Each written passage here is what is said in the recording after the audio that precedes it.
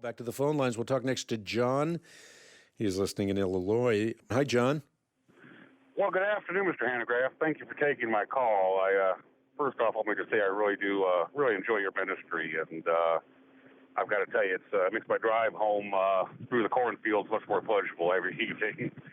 My question is basically regarding the section of the Olivet Discourse, Matthew 24, and I believe we're looking at around verse 40. Where it talks about how two people are in the field and one will be left and one will be taken.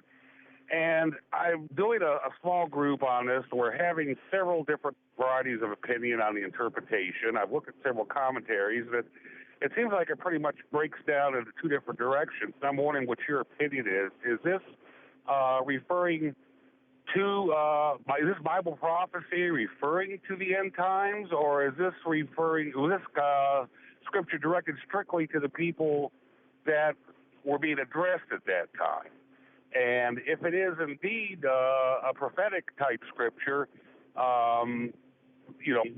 where's the one taken, for example? Is this where we're talking about getting cast into the lake of fire, or is this the precursor to that? Yeah, what's interesting about this passage is often used as a pretext for a pre-tribulational rapture. Now, one may want to believe in a pre-tribulational rapture, but you don't want to use this text as the basis for the belief, because here you have an illustration that Jesus Christ himself gives. He says, no one knows about that day or that hour, not even the angels in heaven, nor the Son, but only the Father. And then he says this, as it was in the days of Noah, so it will be at the coming of the Son of Man. For in the days before the flood, people were eating and drinking, marrying, and giving in marriage, up to the day Noah entered the ark, and they knew nothing about what would happen until the flood came and took them all away. Now, the first thing you want to note is that those taken away were taken away in judgment.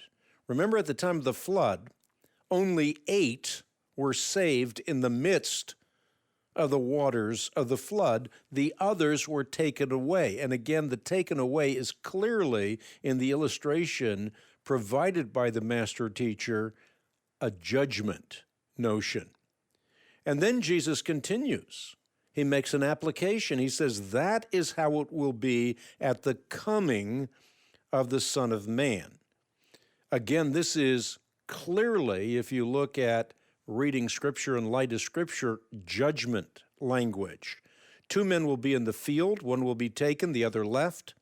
2 women will be grinding with a hand mill, one will be taken, the other left. Now remember, taken, as in the flood when they were taken, it was in judgment. The application, thus, that Jesus makes also has to do with judgment.